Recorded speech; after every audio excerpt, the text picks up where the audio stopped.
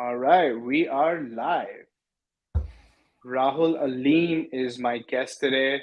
Rahul, thanks for being on the show, my friend. Rahul is the man behind the marketing agency Custom Creatives. His agency has worked with Realtor.com, GEICO, Advertise.com, Reach Local, and hundreds of local businesses. He also coaches digital agency owners on building six-figure sustainable agencies.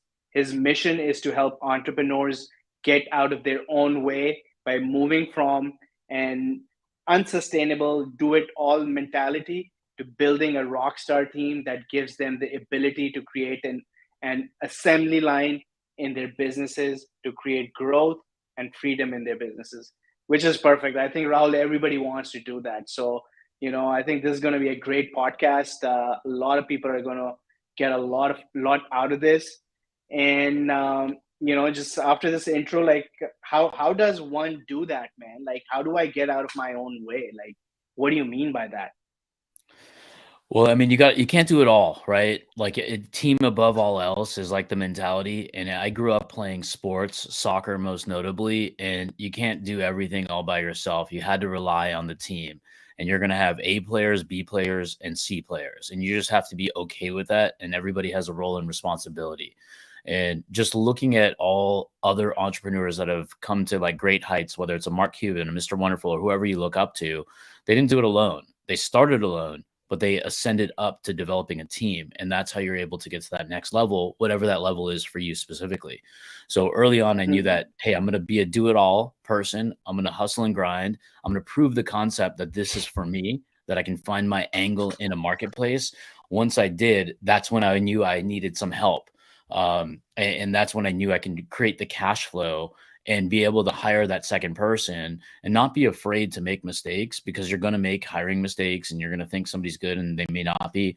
You hire fast, you fire a little faster, as soon as you catch wind of like when it's not going to work out, instead of trying to beat a dead horse and fix somebody and try to like make them like your little pet project. Just move on to the next person because you'll find them out Yeah, there.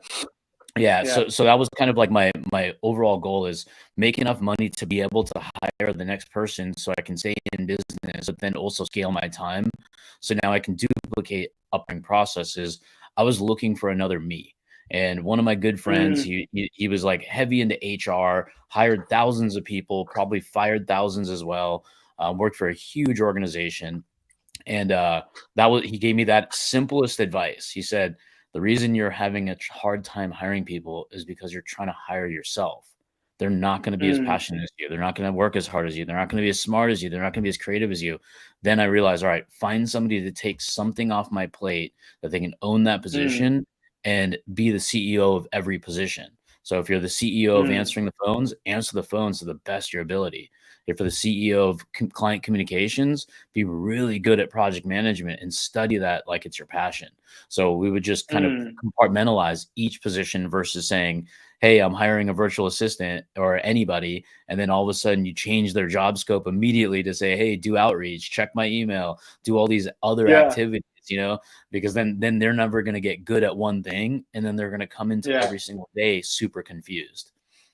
yeah. That's such a great point. And you mentioning hiring fast and firing fast as well. But the hiring fast part really clicked with me because that age old mentality is hire slow and fire fast, and I feel that doesn't work. Like the people are still living in the 80s and the 90s when these consultant terminologies were the it thing.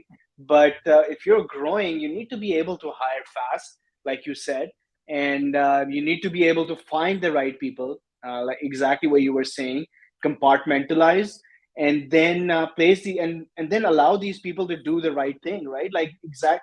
Raul, this is and this thing is really close to my heart, man, because we place associates inside marketing agencies, and usually when somebody goes into an agency and they don't succeed in that role, the problem is exactly what you explained, that the agency owner is going to hire them for doing social media, and they're going to bring him in. The next week they're going to say make these calls.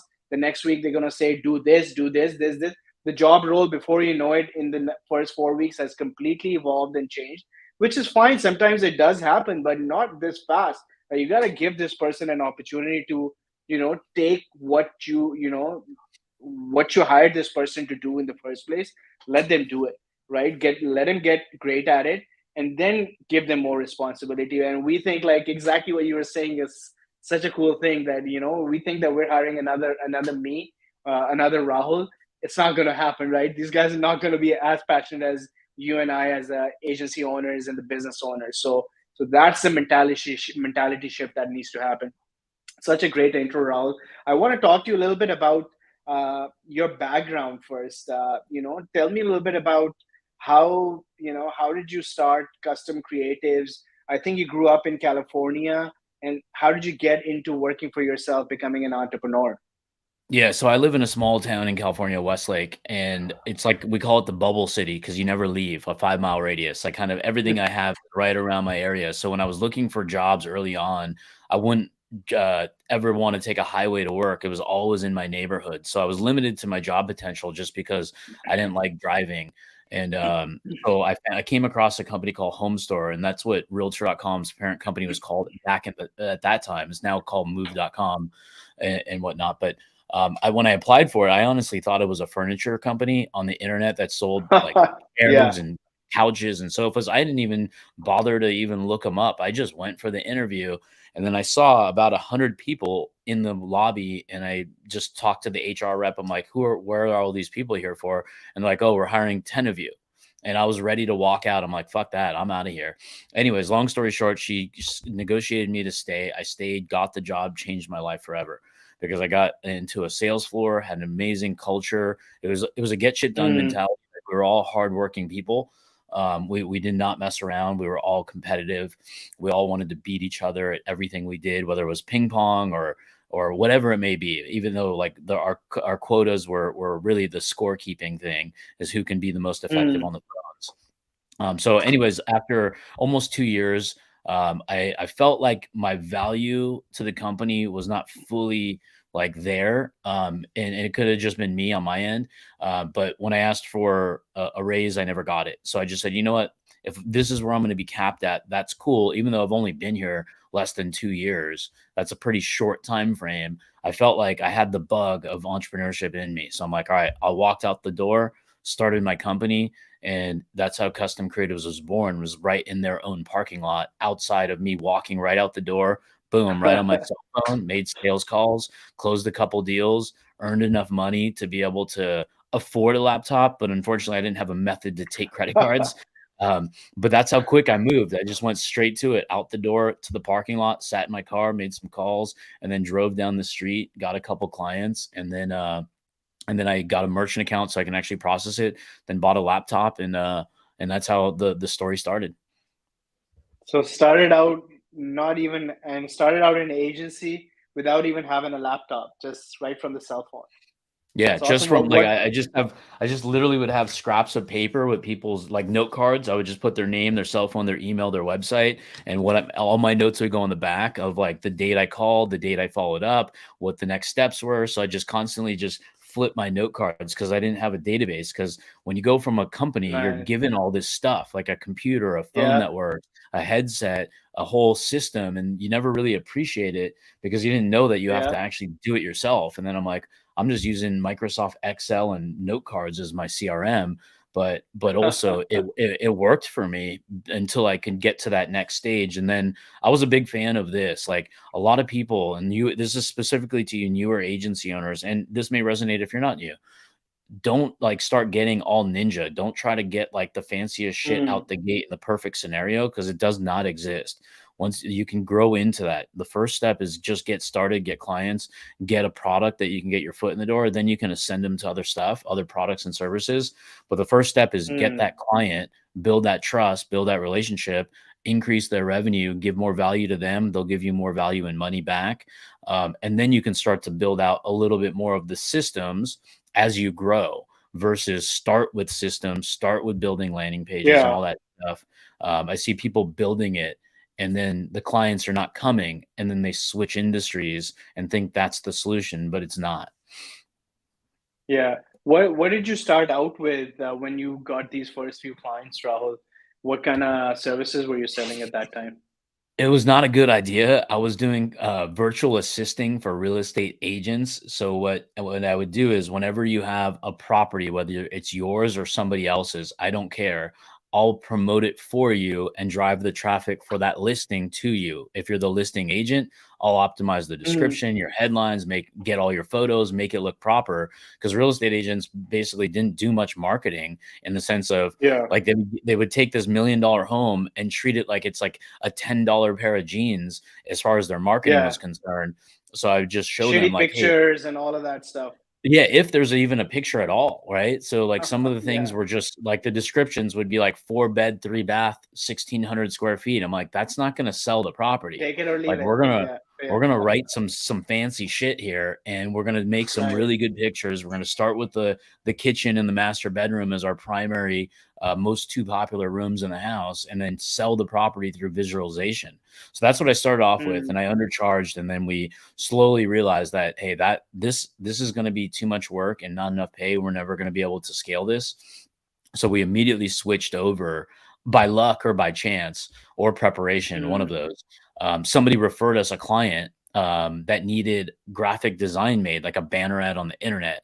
Right when we got that ad, I didn't know what to charge. I just knew I used to sell it at realtor.com, but I didn't mm. know what the fuck it cost. So the first person I was like, oh, it's $500 and no questions asked at all. And they're like, yeah, like, let's get started. I'm like, holy shit, that was easy. And then I went to Google and I typed in how to make a banner. And then I'm like, all right, I don't know how to design stuff. That's not a good idea. Then I typed in banner ad makers, banner ad designers. And then I just clicked on the top results, filled in everybody's form. Then the one guy that was available right then and there on live chat immediately answered. Mm. And I said, hey, can you do a design? He's like, well, I can have it to you by tomorrow. And I said, how about this? I'll pay you double if you can do it now and wake your designer up. And he did. And then I saw it, did the revisions live, sent it to the client. They loved it. And I'm like, all right, we got to sell more of this because it only cost me Nice. it cost me $20. And when I doubled it, it was 40. And I'm like, fuck, I just got charged 500. That 500 price started to go up to 800. And then it went down like a crypto stock all the way down to 150 once I started getting a lot of competition, but my margins were still so good. And then I just sold more volume. And where were you selling? Were you selling in your local city or did you expand out of No, there? I honestly did not care. I would call anybody, like, I would go on portal websites that had advertisements on it, didn't matter what. I would go to, like, ESPN.com, I'd hit refresh, and then a new ad would show up. If I found somebody that was, like, a local car dealership and not a national, I wouldn't call, like, Victoria's Secret. I can't say, "Hey, is Victoria there?" She's not gonna, like, I don't even know if yeah, I can't get in touch with, like, a big bad wolf. I would just find the people that I knew were local advertisers or even regional advertisers, and those were my Mm, leads. I would like to me that mm, like other people, they would look at that as like they have what they wanted. I don't want to cold call. To me, that was an inbound lead because I knew if I just click it, go to their page, evaluate the landing page, find the phone number, call them, and be like, "Hey, you're spending a bunch of money on this website. I don't even need to know the budget, but I imagine it's tens of thousands of dollars for the year, if not more. Would you like it to work better? Because I can do a design that will get you more clicks. So you don't have to spend more money on the location and the advertising space, just on the creative, and it's really affordable." And then people would say mm, yes. And then I'd sell them one. And then when they loved it, then I'd say, hey, let's do 10 more because then we can flip out the advertisement so people aren't blind to it. So then we started creating these packages and when somebody loved one thing, kind of like coffee. Like they don't mm. try to like I just go back, they Starbucks just sells me more coffee, the same thing. So I would just sell more banners because they always needed advertisements and they wanted to stand out and they didn't want their banners to kind of get banner fatigue. So that was kind of how But the didn't starting point got but off didn't the didn't that create a conflict with their current marketing agencies who were designing these banner ads in the first place, or maybe their No, no, internal it teams? actually created a whole new market because those people that were the agencies or media buyers, they actually contract out designers. So when I get to the Mm, client, I would go direct to the client, sell to the client, they'd buy it, and then I'd ask them like, who does the media management? Give me an intro. They give me the intro. Then I'd try to make them my client because then they might have 20 or 30. Nice. And I'll say, hey, outsource the designs to me. And then those were my best clients when I did that partnership model, where it's like I already knew they were outsourcing, because what's the point of having a full-time graphic designer when you can easily outsource it? Because most people don't have enough work for like 40, 50 hours a week. They have enough time for like Mm, 20, but they're paying full time. So I'm like, hey, why don't we cut the cost of the designer? Use us. We're your on-demand design team. We're going to be faster. We're going to be better. We're not going to be sucking your time and taking you into meetings and all the bullshit that happens with that in-house person. We'll just be yeah. your virtual team, and we'll knock it out of the ballpark each and every time because this is our specialty. Nice. So what a great way of just diving headfirst into your niche. The first thing didn't work out, and then you switched gears. You went into banner designing, started picking up the phone and calling these people up, got the clients on the hook first, and then from the clients, you actually went to the marketing agencies, the media buyers, and started selling to them because these guys had another 10, 20, 30 clients that they could use your services. And obviously, their graphic designer wasn't working out because otherwise their clients wouldn't have replaced them with your design. So what a great strategy. So this got the ball rolling for you on your agency. And where are you guys at right now? What kind of work are you guys doing? Something similar, or has it? I'm Yeah, like assuming they've we all. didn't leave our roots. Like we still have a very strong design talent. It's not our core offer as our foot in the door anymore. Now our core offer is driving traffic that converts. So we create marketing and sales systems and nurture systems. So it's kind of like the capture your audience, convert the audience, nurture the audience, and then close. So we kind of take a full like marketing system approach to our clients. So it comes from like Facebook ads, Google ads, YouTube, any kind of paid media that we specialize in, and then we create like all the landing pages, all the marketing funnels, all the high level is our backbone of the software we use to kind of nurture and close and keep our pipelines all managed properly. And then we just train our clients on Mm, how to use these systems, because the one thing I don't accept in life is when a client makes excuses that like leads suck or Facebook sucks or this, that, the other, coffee sucks, all that stuff. Like that is not that's all that is an excuse. And I'm not kind of argue yeah. that that may not be the case. It could be, but then I'm also trying to find the solution, because all I know is that if you're spending X on marketing and X, let's just make up a number. Let's say it's $5,000 a month on marketing. And if we can make an Mm, ROI of 10 to 15,000 off that same investment, why buy Microsoft stock? Why not buy more stock in yourself and invest into it and then scale it mm, up? Because if you can get a $1 in and a $3 out ratio, and you look at it over a long horizon, like a 12-month period, you could be a millionaire if you stay the course. And that's for the clients. Now, as far as the agency is mm, concerned, you have to be really good at being able to explain how business really works when you're hiring a marketing team. Because if you mm, start a business today, you're not saying, let me try this business for 3 months. So why do that for your marketing too? Have the long term perspective, but the short term insights to make sure that it has potential to hit your marks. mm. Great insights. Because I think a lot of agency owners struggle with this, right? They start generating some leads for their clients, and they're like, "Man, these leads are not working." I called them once, and the guy didn't pick up the phone. It's a crappy lead, right? So having those systems in place from the get go and getting the commitment, I think, making sure that that's the type of conversation you're having when you're closing those deals, integrity first. That look, you're going to invest just like your business analogy. You're not going to open up a business for 3 months. Commit to me for the next. Do you guys get signed contracts for long Yeah. term, or is there? Yeah, we always do contracts with our clients. And then as far as the length of term, we will be flexible as long as we're on the same page that we are thinking long term together. So if it's a Hmm, brand new client and they don't know us very well, we are hmm, flexible in terms of the length of term, but we're very good at the conversation of like, let's have a long term perspective. And through the next X amount of time, we're going to have clear communication every single week where it's going to be fully transparent of exactly what we're doing, when we're doing it, how we're doing it and what the result is in real time at your fingertips. So we want to make sure that we always have our fingers on the pulse of our clients at any given time, because I truly believe that people want two things out of their agencies or whoever's supporting them in anything in service industry.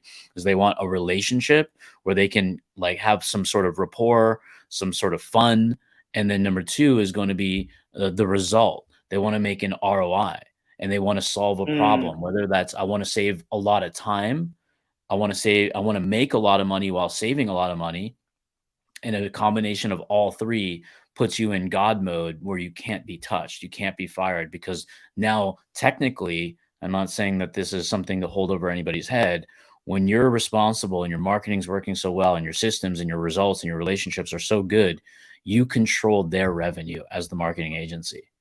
You put mm, food on the table for their family. You put their children through college based on how you've increased their ROI. Because if they would have gone to somebody else, they may not have had those results. And if they didn't have a good result, think about how people think. Well, Facebook ads don't work. I'm never buying Facebook ads again. Now their belief system changed. Now they won't actually bet on their future. And now they're shocked at marketing and they don't want to move. So if you do good mm. marketing, you actually control their future and their destiny. If you kind of if they get burned, then it's like a whole different story. They're going to be a lot more skeptical. They're going to be more timid. They're going to ask Yeah. different questions. So that's kind of like the trajectories of where you can take somebody. What still, I think what I got from this answer was that even though there might be a client who hasn't had a great experience with an agency in the past, you do not compromise on expectations. You might not want to sign, they might not want to sign a long-term contract with you, but expectations are made clear right from the get-go. Both parties on the same page for the long-term commitment. And then from there, you focus on relationships and ROIs. Amazing relationship. You're there. You're making sure your people are reachable to your clients at all times, and then obviously ROI has to be there. Once those things start clicking in, you go into your God mode, and you become a very relevant part of that business. So yeah, such an easy way of putting it.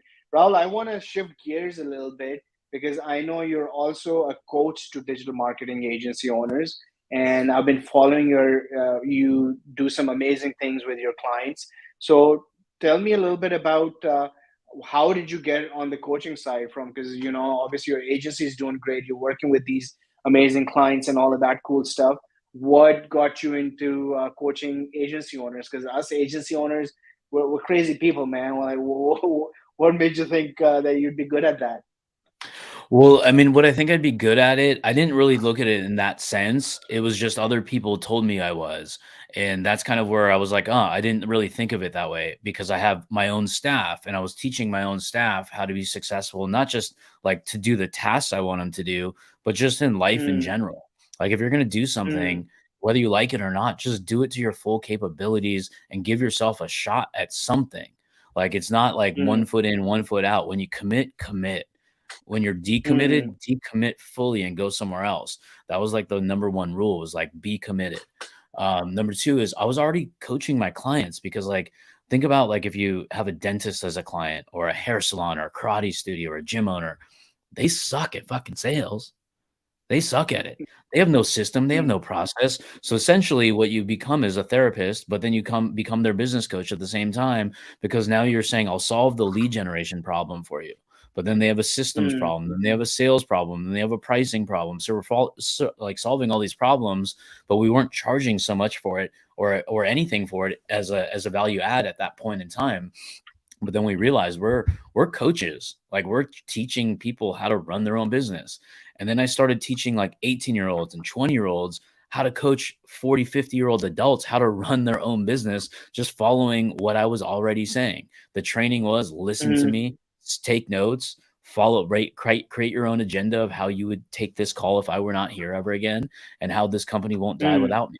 And then people started replicating the process within the company. And then I started to have turnover. People were leaving me. And then when they left me, they would ask me for advice. And then I'd advise them how to technically compete against me. but I never looked at it as competition because I was just like, if we go head to head, I'm gonna win anyways. So I didn't look at it as Yeah. competition. So I was just teaching them how to be successful, make their own money, pay for their own stuff, and be good at what they wanted. And then I go to this entrepreneur center local to me, and the founder of the center basically just asked me, he's like, "Will you come here more often? I'll give you office space and a membership if you allow people to ask you questions when they have them." And I said, "Yes, deal. I won't be here very often, but when I'm here, if I'm Hmm. free, they can ask me anything and you can direct me to them." And a couple of people came to me, and I mean, somebody gave me the idea to charge for it. He's like, "Can I just pay you for your time?" And I'm like, "Sure, what do you want to pay?" And then he gave me an amount and I said, "Let's do it." And then I just started. Then, right when he paid me, I literally posted on Facebook. I'm like, "I need 9 more people that I want to coach in a small little beta group." Gave them the most amount of gold possible. And I started at the hardest part of starting a coaching business, people who had never started an agency that wanted to. So I had to start at the Hmm. very hardest point of anything possible, where they didn't know what they wanted to do. They were like just finishing college, some were still in college. So I had the hardest like process in front of me. So I was like, this is really good because anybody who has experience, this is going to be so much easier for them. Um, so I Hmm. intentionally started at the bottom there. But then, yeah, we took 10 people on right away within the first like 15 or 30 days, right around that range. And then one dude hit 6 figures per month within 3 months, and then started a second agency, scaled that a little bit, not as successful. And I was like, damn, that was fucking fast. And then we just started the brand, the GSD, and we started coaching people on simple to complex problems that yield high profits and a lot of free time.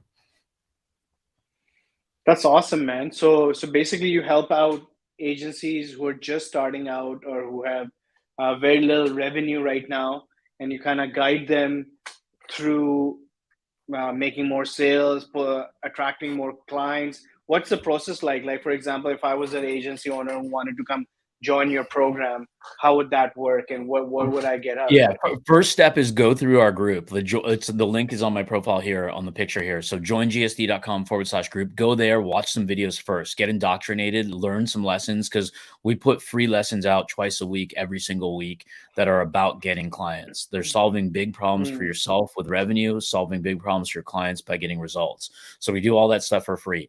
And then with the type of avatar, we have 3 levels: brand new, intermediate, and advanced. So we have like an avatar document of like, based on where you are, the problems you want to solve.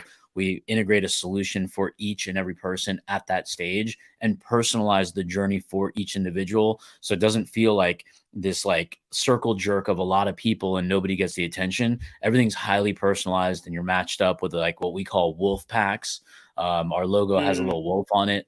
And we make sure that everybody kind of like, we're the rising tide that helps lift all the boats. So it doesn't matter what stage or status you're at, because I mean, some people are making 8 figures in a year. Some people are just getting mm, started.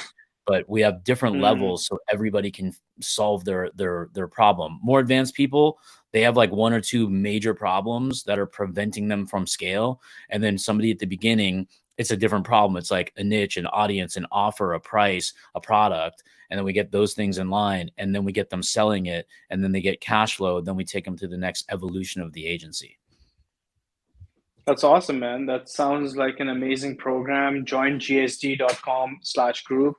I've been part of your group for a long time, and the value add content that's out there, it's amazing, hands down. I've never seen anyone give out so much free stuff ever. So I highly recommend for you guys listening to check out Rahul's group and give that a shot. One last question before we end this, Rahul, is like people can come to you for the help on the sales side. I think you're really really big on the sales side and marketing side. When somebody starts getting traction, one of the issues an agency owner or an agency has to deal with is churn or clients leaving. So what's like, if I come work with you as my coach, what's your strategy? How would you guide me to keep as many clients as possible while I continue to bring in new customers? How do I retain better? Yeah, I mean, it comes down to communication. Relationships are so key in life, especially you got to treat it like a marriage. That's really how intense we do things. Is that, and we're not Mm. talking about like going to bed and making dinner. I'm talking about just be there for your client. Like simple Yeah. things. Like think about how long it could take for me to text you right now and saying, "Hey, how's your day?" Simple stuff like that. And number two could be like, "Hey, we have a call at 3 o'clock. We still good?" Then that's just the Hmm. communication they're looking for because everybody else drops the ball. They avoid tough situations. Number two is be fully transparent. Like show them the ropes of what you're doing. Show them the bottlenecks. It's okay to not get the result that you're looking for in the short run and explain to them that we're still testing, we're optimizing, we're getting there, we're showing momentum. This is part of the journey. I think people are so poor at setting the right expectation from the start that Hmm. they think like this isn't 10 years ago where you turn Facebook ads on and then all of a sudden flood leads and people buy. This is a whole different market. It's competitive. There's a lot of people fighting for the same level of business. There's a lot of people over promising and under delivering. But if we flip that model, under promise and over deliver, you're always in the driver's seat. That's really what it is. It comes down to the simple communication. Do what you say you're going to Hmm. do. Communicate it articulately. If you're ever behind schedule, tell them well in advance. Don't try to squeeze it in when you know you're going to be late because nothing is worse than having a deadline and not meeting it and then telling the client after the deadline passed. And that's where I see a Yeah. lot of people getting fired is just poor communication. And also, what really bad part is when a client gives you additional work outside of the work that you're supposed to do Hmm. and you do it for free and you just made a new scope of work for them because now they think this is included. That scope creep came in. You think they're doing you a favor or you're doing them a favor, and they're thinking the opposite. Well, these guys are supposed to do it anyways. No, stop doing free Hmm. work. Like we have a whole strategy behind that about $0 invoices and making additional recommendations is the greatest way to keep a client longer. So if I just brought you on as a client right now, the first thing I would say is, hey, would it be cool with you if while we go through this journey and we get more intimate with your business, if I can make some recommendations that can maybe bring in some more revenue? Hmm. What would you say For to that sure. question? Yeah, I you'd say love for that. sure. Yeah, and guess what I'm doing? I'm opening the door to be their consultant, their advisory board, and make those recommendations. So now I'm eliminating number one scope creep right here because now if they ask me, I'll be like, oh, Hmm. great idea. Let me recommend this. And then, or I can come back and Hmm. say, hey, we got the campaign launched. Is it cool if I recommend something that I think could be a good opportunity while we're just getting up and running? Hmm. Yeah. So now I I've think opened that's that such a door. great idea. Because a lot of people, you know what you said, I 100% agree with you. You know, building a great relationship, making sure you're being honest and upfront with your clients, you know, those are simple things. Most of us don't even focus on those things, but what you just said after that, you know, we don't realize that the scope creep part, where, you know, we try to go, sometimes we overcompensate for maybe poor results that we're just generating by doing this free work for our clients. And now it's all bundled up, and you know, you have this $1,000 retainer and you're doing 2,000, $1,500 worth of work. You're not going to be able to sustain that. So, you know, it's clear expectations, same page, do not compromise on your expectations. And then as soon, if you have created these expectations that, can I recommend additional services to you which will help you grow your business, then as soon as they come back to you, even, or you get back to them, they'll be expecting that, and now you can charge for that extra. And you know, and then the best part about this, what you just said, Rahul, is that, you know, the actual work that you're supposed to be doing while you upsell your client and other cool things to generate more revenues, that doesn't suffer because you're not just continually piling on more work into the same invoice, right? So that's a Mhm. great thing, because a lot of us miss that point, and that's the first time I'm hearing this. So amazing, amazing answer. Rahul, thanks for doing this, man. This has been an honor talking to you, and this is going to be great for a lot of people listening out there. And I look forward to talking to you real soon. Yep. Thanks for having me. Thanks, Rahul. We can go offline, guys.